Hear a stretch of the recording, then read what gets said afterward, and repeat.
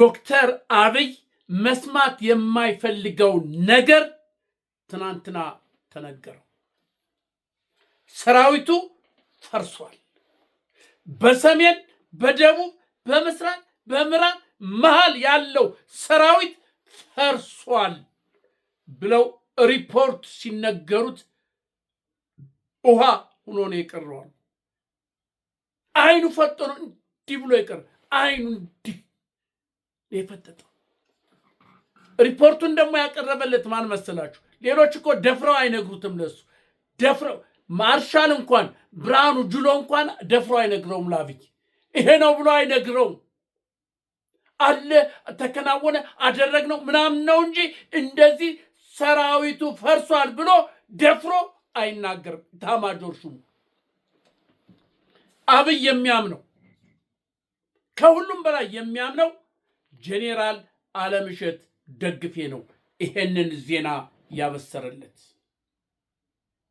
ጄኔራል አለምሸት ደግፌ ሰራዊቱ ፈርሷል ብሎ ሲነግረው ፈጦ ነው የቀረ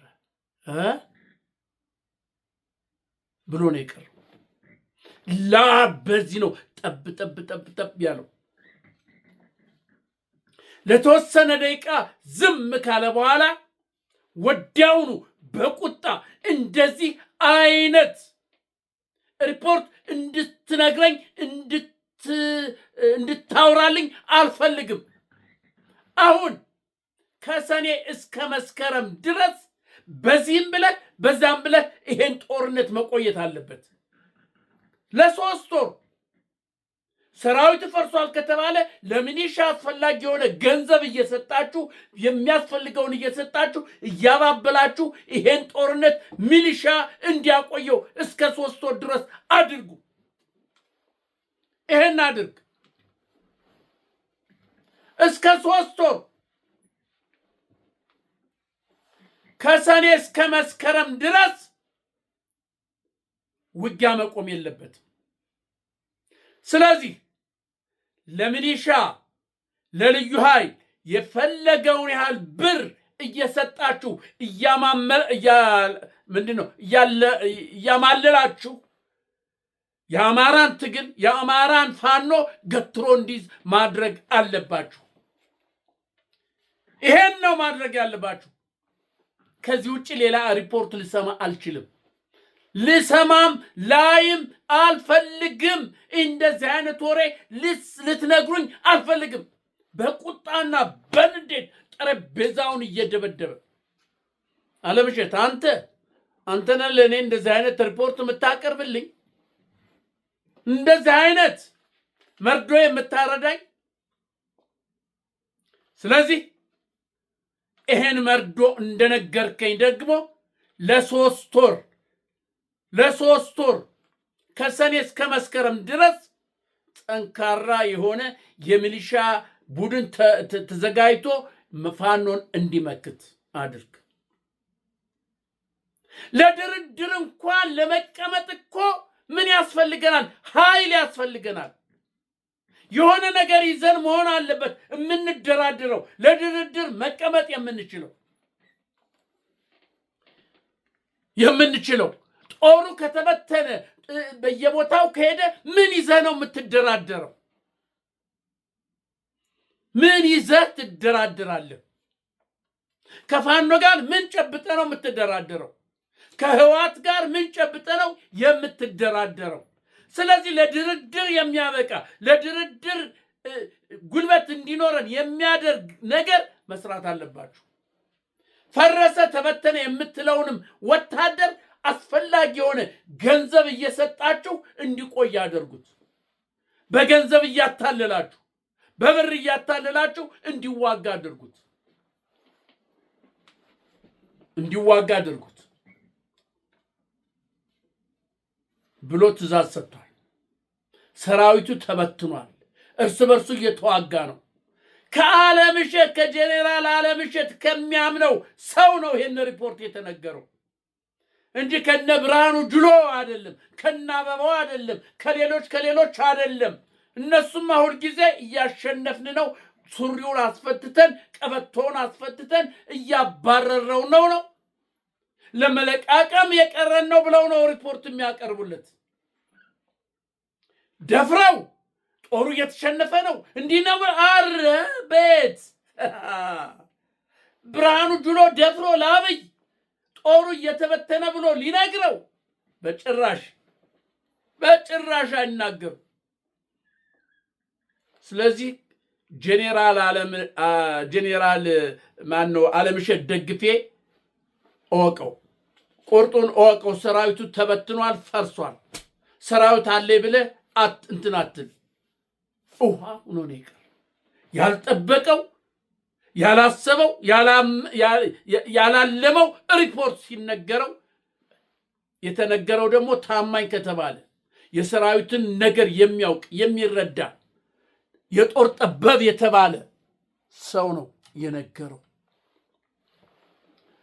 ስለዚህ ላለማመን አይችልማ፣ ላለማመን አይችልም። በንዴትና በብስጭት ላቡን እየጠረገ ለ3 ወር በአማራ ክልል ሰራዊቱ እንዳይፈርስ ሚሊሻ ገትሮ እንዲስ ከፋኖ ጋራ በገንዘብም በምንም እያታለላችሁ ሰራዊቱ እንዳይፈርስ አድርጉት። እስከ 3 ወር ድረስ ፋኖን ገትሮ እንዲስ አድርጉት።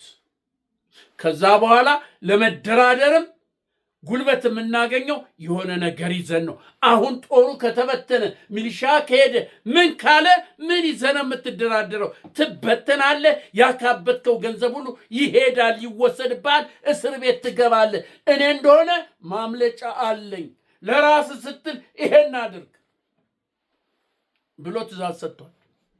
ትክክለኛ መረጃ ነው። እናንተ ተው ያልነው እኮ ለዚህ ነበረ። ጦርነት ለማንም አይጠቅምም። መጨረሻው መበላላት ነው። መጨረሻው መበታተን ነው። ተው ብለናል። ስልጣን የሚሰጥ እግዚአብሔር ነው፣ የሚነሳም እግዚአብሔር ነው። የእግዚአብሔር ጊዜና ሰዓት ሲደርስ ከስልጣን ትነሳለህ። ተው አብይ እረፍ። ወደ ድርድር ሂድ፣ ወደ መነጋገር ሂድ። አያዋጣም ብለን ነበር። ቀደም ብለን የለቀቅነው ከ4-5 ዓመት በፊት ቪዲዮ ተመልከት። አያዋጣም ብለን ነበር። ይሄው መጨረሻው ትጥቁን እናስፈታዋለን፣ ቀበቶውን እናስፈታዋለን። ከሽለላና ከፉከራ በስተቀር አማራ ምን ይችላል? ፈሳም አህያ እየተባለ እነ ሽመልስ ሲሳደቡ እነንትና ማን ነው ይሄ ብርሃኑ ጁሎ እነሱ እንደዛ ሲሳደቡ ይሄው ዛሬ እየታፈሰ እየተለቃቀመ አዲስ መሳሪያ እየተሰጠ የሄደው ወታደር ተብሎ የገባው መሳሪያውን እያስረከበ እየተበታተነ እርስ በርሱ እየተዋጋ ነው ያለው። ይሄ የመጨረሻው ስለሆነ ነው አብይን ደፍሮ የተናገረው እንጂ አብይን ማንም ደፍሮ አይናገረው። እንዲሆነ የሚል ማን ሊሰማም አይፈልግም። አብይ ሊሰማ የሚፈልገው ድል ተደረገ፣ ፋኖ እንደዚህ ሆነ፣ እነ ዘመነ ታሰሩ፣ እነ ምሬ ተገደሉ የሚል ወሬ ብቻ ነው መስማት የሚፈልገው ነበረ። አሁን ግን የመጨረሻ ስለሆነ የግዴታ ተነገረው። ይሄ ነው ዶክተር አብይ። ንጉሥ በሰራዊት ብዛት አይድንም። በመሳሪያ ብዛት ንጉሥ አይድንም። ይሄው አሁን እንዴት ትሆን? ብዙ ነገር አሁን እየተደረገ ነው። ይሄ የምክክር ኮሚሽን ምናምን የሚባልም በአስቸኳይ ሪፖርት እንዲያደርጉ ምናምን ትእዛዝ ሰጥቷል። እንደዚህ ገና ብዙ ነገር አለ፣ የታሰበ የታቀደ እነግርሃለሁ። በዚህ አልነግርም፣ በዚህ ቪዲዮ አልነግርም፣ ስለሚረዝም ስለማሰማው እነግርሃለሁ። ስንት ሚስጥር አለ መንግስት ውስጥ ሊከናወን ያለ ሚስጥር አለ። በአዲስ አበባ ውስጥ ሊደረግ ያለ ነገር አለ። የጣር መፈራገጥ፣ ነፍስ ውጪ ነፍስ ግቢ መፈራገጥ አለ የታቀደ። እሱን ነገ እነግርሃለሁ። የዛሬው ግን ሰራዊቱ ፈርሷል።